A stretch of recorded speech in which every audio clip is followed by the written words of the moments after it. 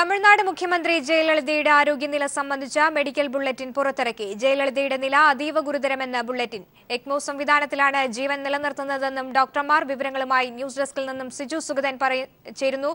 സിജു, ഏറ്റവും പുതുതായി വന്ന മെഡിക്കൽ ബുള്ളറ്റിൻ അനുസരിച്ച് ലഭ്യമാകുന്ന വിവരങ്ങൾ എന്തൊക്കെയാണ്? സ്വാമി, അല്പസമയം മുമ്പാണ് അപ്പോളോ ആശുപത്രി അധികൃതർ മെഡിക്കൽ ബുള്ളറ്റിൻ പുറത്തിറക്കിയത്. അത് പ്രകാരം ഇപ്പോൾ അറിയാൻ കഴിയുന്നത് ജയലളിതയുടെ സ്ഥിതി അതീവ ഗുരുതരമായി തന്നെ തുടരുകയാണ്.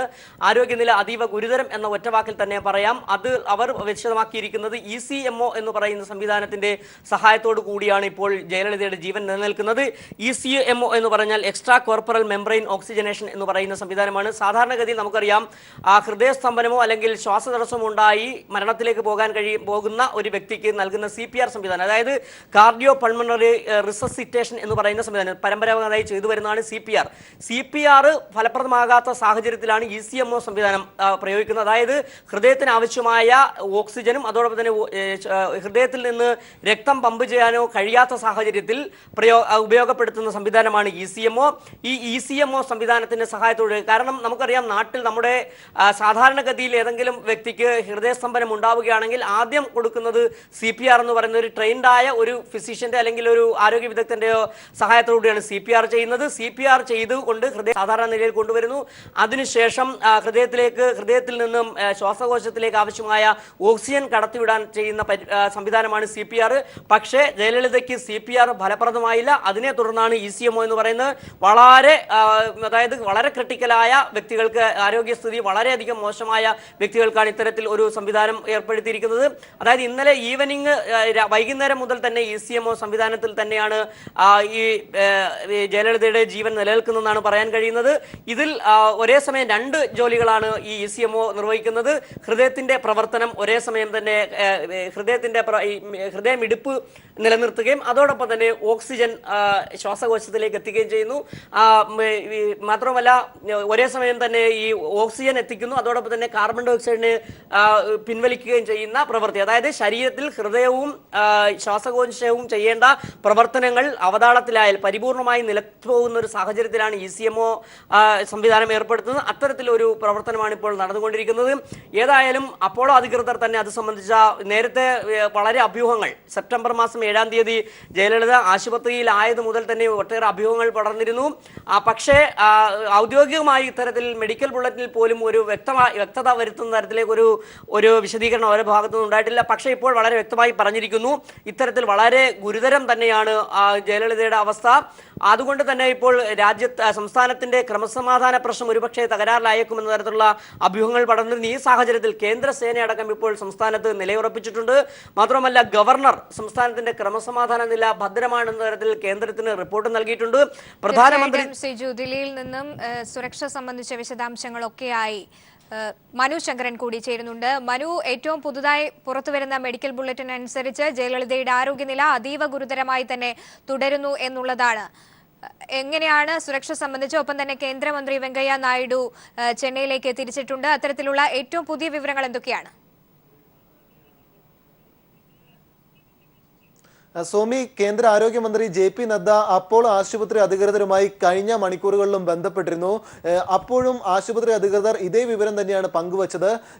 ജയലളിതയുടെ ശ്വാസകോശവും ഹൃദയവും പൂർണ്ണമായി സ്വാഭാവികമായി പ്രവർത്തിക്കുന്ന അവസ്ഥയിലല്ല. ഇതിനെ തുടർന്ന് യന്ത്രസഹായത്തോടു കൂടിയാണ് ഹൃദയവും ശ്വാസകോശവും പ്രവർത്തിപ്പിക്കുന്നത് എന്ന മറുപടിയാണ് ആശുപത്രി അധികൃതർ കേന്ദ്ര ആരോഗ്യ മന്ത്രാലയത്തിനെ അറിയിച്ചിരുന്നത്.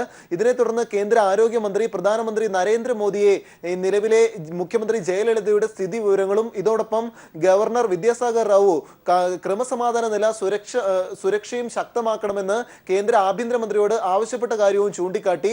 ഇതിനെ തുടർന്ന് ഇപ്പോൾ സ്ഥിതിഗതികൾ വിലയിരുത്തി കേന്ദ്രമന്ത്രി വെങ്കയ്യ നായിഡുവിനെ ചെന്നൈയിലേക്ക് അയക്കാൻ ഒരു തീരുമാനം പ്രധാനമന്ത്രി നിർദ്ദേശിക്കുകയായിരുന്നു.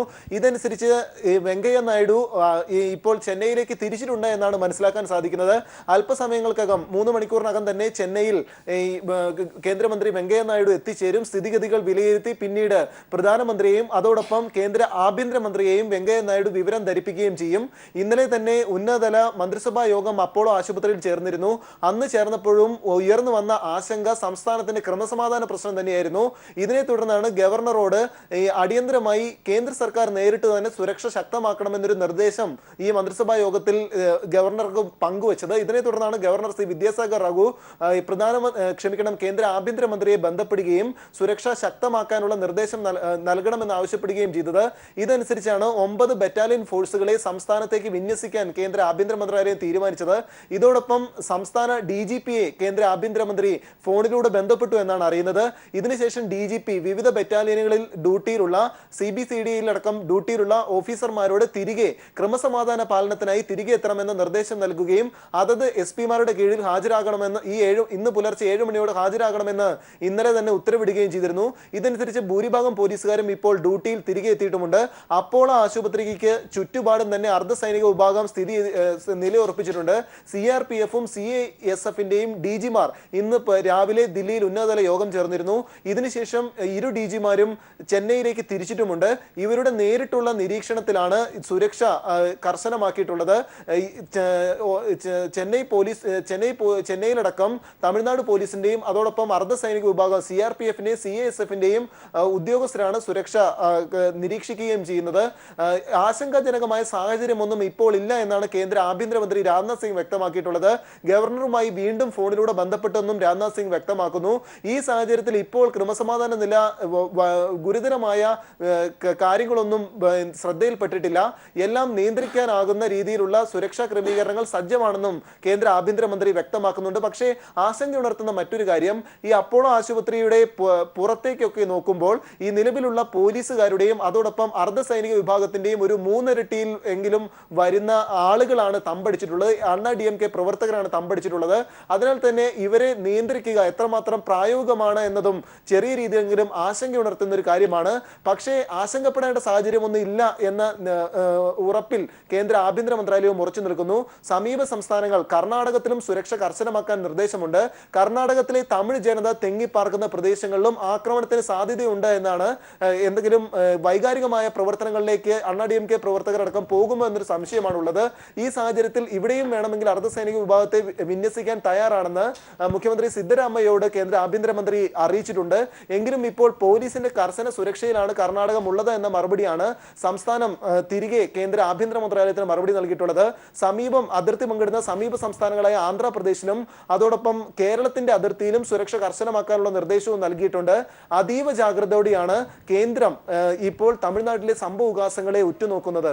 സോമി, തമിഴ്നാട് മുഖ്യമന്ത്രി ജയലളിതയുടെ ആരോഗ്യനില സംബന്ധിച്ച ഏറ്റവും പുതിയ മെഡിക്കൽ ബുള്ളറ്റിൻ പുറത്തിറങ്ങിയിരിക്കുന്നു. ജയലളിതയുടെ നില അതീവ ഗുരുതരമെന്നാണ് ബുള്ളറ്റിൻ നൽകുന്നത്. എക്മോ സംവിധാനത്തിലാണ് ജീവൻ നിലനിർത്തുന്നതെന്നും ഡോക്ടർമാർ മെഡിക്കൽ ബുള്ളറ്റിനിൽ അറിയിച്ചിരിക്കുന്നു.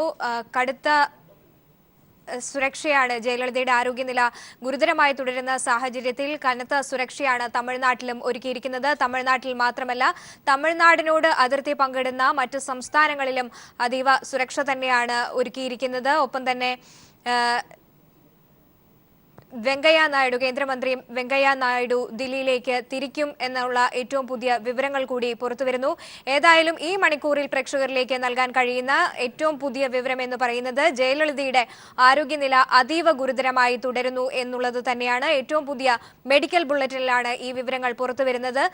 ശ്വാസകോശവും വൃക്കയും പൂർണ്ണമായും പ്രവർത്തന സജ്ജമല്ലാത്ത സാഹചര്യമാണ് ഉള്ളത്. അതുകൊണ്ട് തന്നെ എക്മോ സംവിധാനത്തിലാണ്, കൃത്രിമമായാണ് ഈ അവയവങ്ങൾ പ്രവർത്തിപ്പിച്ചു ഇരിക്കുന്നത് എന്നുള്ള സൂചനകളും റിപ്പോർട്ടുകളുമാണ് ഇപ്പോൾ മെഡിക്കൽ ബുള്ളറ്റിൻ വഴി പുറത്തുവരുന്നത്.